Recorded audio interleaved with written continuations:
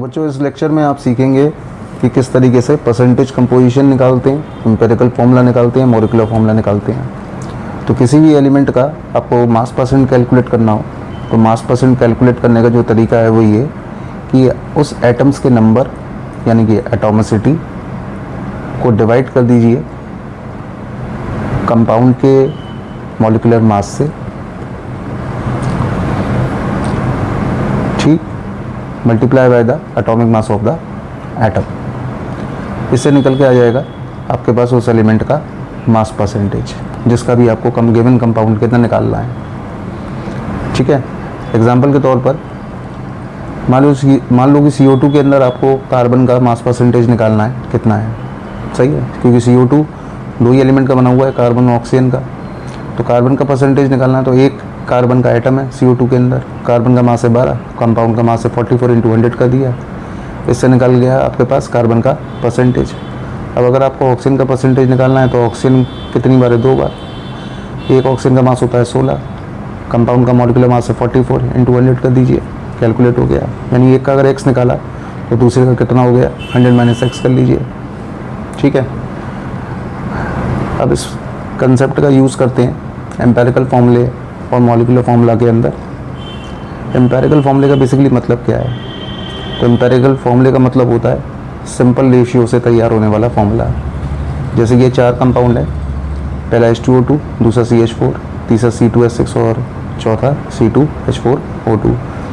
अब इस कंपाउंड में हाइड्रोजन ऑक्सीजन का रेशियो अगर एटम्स का चेक करें तो 2:2 का है, इसमें 1:4 का है, इसमें 2:6 का हुआ और इसमें 2:4:2 का हुआ। ठीक है, अब आपको करना क्या है, सिंपल रेशियो निकालिए ज़रा। तो पहले वाला रेशियो जो है उसका सिंपल रेशियो क्या आया, 1:1 का, दूसरे वाले का 1:4 ही होगा, तीसरे वाले का 1:3 और चौथे वाले का 1:2:1।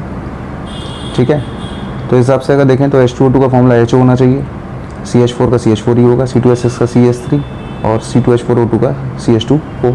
तो ये जो फॉर्मूला बन करके आया है, जितनी भी ये फॉर्मूले बन करके आ रहे हैं, ये सब के सब क्या कहलाएंगे, एम्पिरिकल फॉर्मूला।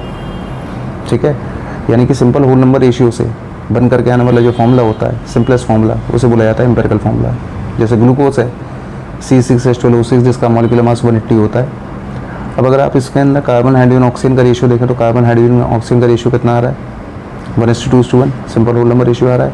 तो फॉर्मूला जो बन करके आएगा वो क्या होगा, CH2O, यानी एक कार्बन, 2 हाइड्रोजन, 1 ऑक्सीजन। ठीक है, ये आ गया सिंपल होल नंबर रेशियो से तैयार होकर के आने वाला फॉर्मूला, किसका, ग्लूकोज का, क्योंकि रेशियो कितना आ रहा है, 1:2:1 का। सही है। अच्छा, एक एक्सेप्शन भी है इसके अंदर कि सेम रेशियो के 2 अलग अलग कंपाउंड्स भी हो सकते हैं, सेम रेशियो के 2 अलग अलग कंपाउंड्स भी हो सकते हैं, क्योंकि जो रेशियो 1:2:1 का आ रहा है वो C2H4O2 के अंदर भी है। ठीक है ना, तो ये इसका एक एक्सेप्शन भी है। तो इस कंपाउंड का अब आपने क्या निकाला, एम्पिरिकल मास निकाला। तो एम्पिरिकल मास जो आया वो आया 30 CH2O का।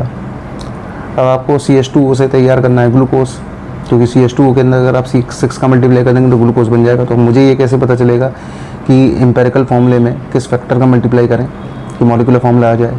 तो जिस फैक्टर का मल्टीप्लाई करते हैं वो फैक्टर कहलाता है एन फैक्टर। और इस एन फैक्टर को निकालने के लिए जो भी एम्पिरिकल मास है उसको जो भी मॉलिक्यूलर मास है उसे एम्पिरिकल मास से डिवाइड कर दो। तो ग्लूकोज का मास होता है 180 और CH2O का निकाला हमने 30, तो वैल्यू कितनी आ गई, 6। तो जब भी आपको एम्पिरिकल फॉर्मूले से मॉलिक्यूलर फॉर्मूला निकालना हो तो मॉलिक्यूलर फॉर्मूला निकालने के लिए एम्पिरिकल फॉर्मूले के अंदर आपको एन का मल्टीप्लाई कर देना है और एन की वैल्यू कैलकुलेट करने के लिए मॉलिक्यूलर मास को एम्पिरिकल मास से डिवाइड कर देना है। ऐसा करने से आपके पास क्या आ जाएगा, एन फैक्टर की वैल्यू। ठीक है, यानी अगर एन फैक्टर निकालना है तो मॉलिक्यूलर मास को एम्पिरिकल मास से डिवाइड कर देंगे, वैल्यू कैलकुलेट होकर के आ जाएगी। अब तुम्हारे को क्वेश्चन दिया कि तुम्हारे पास एक कंपाउंड है जो कि x और y को मिला करके बना हुआ है, उसमें x की जो परसेंटेज है वो 75.8 है और y की जो परसेंटेज है वो 24.2% है। ठीक, x का एटॉमिक मास आपको दिया हुआ है 24 और y का मान लो एटॉमिक मास आपको दिया हुआ है क्वेश्चन में 16। अब x और y को मिला करके आपको कंपाउंड बनाना है। ठीक है, तो आपने क्या निकाला, इसका एम्पिरिकल फॉर्मूला। सही है। अब एम्पिरिकल फॉर्मूला पूछा जा रहा है क्वेश्चन के अंदर, तो सबसे पहले एक टेबल बना लो। तो टेबल के अंदर आप कुछ कॉलम्स ड्रॉ कर लो। एक कॉलम के अंदर आप लिख लो आपको कौन कौन से एलिमेंट दिए गए हैं, 2 ही दिए गए हैं, x और y। ठीक है। अगले कॉलम के अंदर आप उनकी परसेंटेज को उनके सामने रिप्रेजेंट कर लो। एक्स की परसेंटेज 75.8 और वाई की 24.2। नेक्स्ट कॉलम के अंदर आप उनके मासेस को लिख लो, एटॉमिक मास जो दिए हुए हैं। तो एटॉमिक मास एक्स का आपको कितना दिया हुआ है, तो एटॉमिक मास एक्स का आपको दिया हुआ है क्वेश्चन में 24 और वाई का 16। अब आप क्या करो, ये जो गिवन परसेंटेज है ना, उस गिवन परसेंटेज को आप मास से डिवाइड कर दो।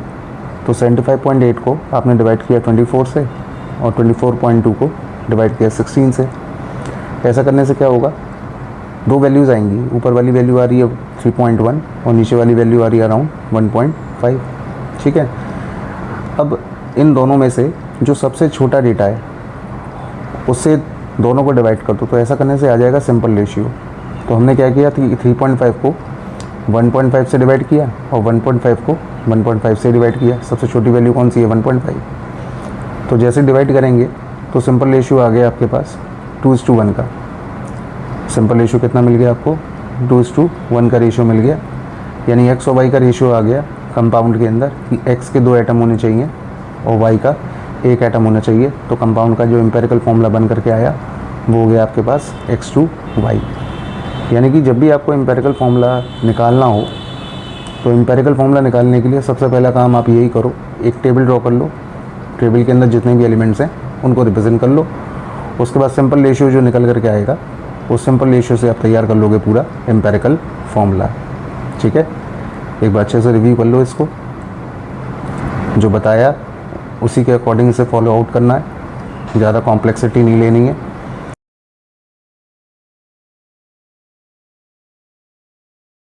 ये क्वेश्चन मान लो तुम्हारे को मैंने दिया, इसे होमवर्क समझो अपना। कार्बन का परसेंटेज 52.2, हाइड्रोजन का 13 और ऑक्सीजन का 34.8। तुमको मॉलिक्यूलर मास दिया हुआ है कंपाउंड का 92 और मॉलिक्यूलर फॉर्मूला निकाल के देना है। ठीक है।